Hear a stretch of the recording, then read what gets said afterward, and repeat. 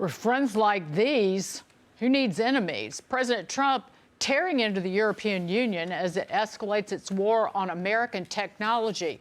Shoot. American speech. The European Union slapping Elon Musk X with a massive 120 million euro fine, claiming the platform broke transparency rules. Elon Musk says regulators wanted the company to censor its users. He refused. But X is hardly the only one to be shaken down by our European allies. That's a question mark. In fact, the EU made more money fining American technology companies than it did collecting income taxes from its own tech companies back in 2024. This is censorship, and it can shove this where the sun does not shine. 1,000%. I think this is, these are our allies. Like, I think you started this off exactly right. If you have friends like this, who needs enemies? This is not the way that we should be behaving, and we don't want to encourage censorship. But you look at the EU, and they're in real trouble. I mean, how else are they going to raise money? They don't have the tax base. They don't have innovation. They don't have what else is coming, so they have to. They have no source of income except for fines. Their fines are greater than tax income. That says something about the environment that they've created, and they should probably look elsewhere to create more business-friendly environment so people actually want to do business there. This is going to be a real deterrent for them.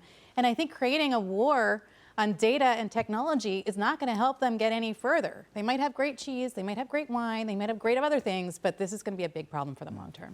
Bingo. But Jamie, go ahead. This is what happens when you back yourself in a corner, and Europe has backed itself in a corner. It needs money, so where is it getting the money? By taxing U.S. tech companies and trying to destroy business even more.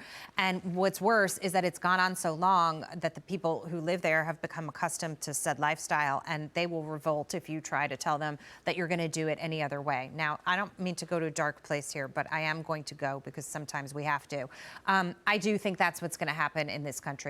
I don't think the capitalist model over the long term will be able to make it, even though that is very disheartening for me. Because as you create the disparity of the haves and the have-nots, which has been a byproduct of it over time, bad policy, many different things have contributed to that. The have-nots get very angry. And then they decide that, well, we don't want you to have anything. We rather have less, and we'll all have the same, which is your general socialist or communist model. And we've seen it time and time again in all these other countries. I don't know how long it will take for that to happen here, but the seeds have definitely been laid.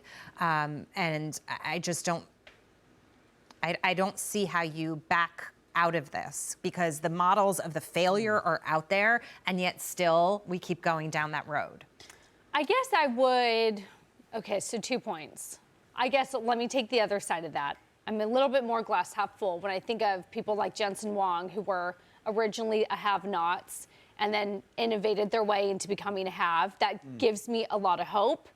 The other issue, and weigh in if you guys disagree. I'm going to go out on a limb, Dagan, and mention Jamie Dimon, so don't bite my head off. I was going to bring up Google in a second, so don't worry. This is going to get real good real fast. But earlier this week, he commented on our relationship with Europe, and he said something I'm not sure I agree with. He said that democracy, capitalism, Jackie, to your point, depends on us getting along with Europe, because if Europe has continued to go socialism and goes that way, America first can't be America first unless we have our European allies. Sort of, he viewed it as the West versus the East. I don't totally buy that. I think America first can be America first regardless of what Europe does. And if they want to go the socialism route, so be it. But it was interesting when you think about our relationship with Europe, which, I mean, that number was staggering. When they get more money from the tax on our companies than they do on their own companies who are no longer able to innovate. And he effectively kind of warned Europe and said, this is your moment. If you don't change your ways, it's going to be too late for you because of all of the nasty red tape and the way that they have taxed their way into oblivion, where companies now no longer can innovate. No, I agree with it. I was making a face, not at you, but just in Jamie Dimon's commentary. Yeah. Oh, that's it? That's all you got for us on that one? Yeah. Don't egg her on, Brian. Well, I did. So there's a scene from Bridesmaids where the Kristen Wiig character is high on the plane and she's sitting in first class. Oh, yeah. And the flight attendant tries to move her back, and she goes, whatever, stove. He's like, my name's Steve. She's like, okay, stove. That's my reaction to Jamie Dimon. Okay, whatever, stove. Yeah, I would just say I don't like how the EU does a lot of this antitrust stuff and ends up taxing their companies.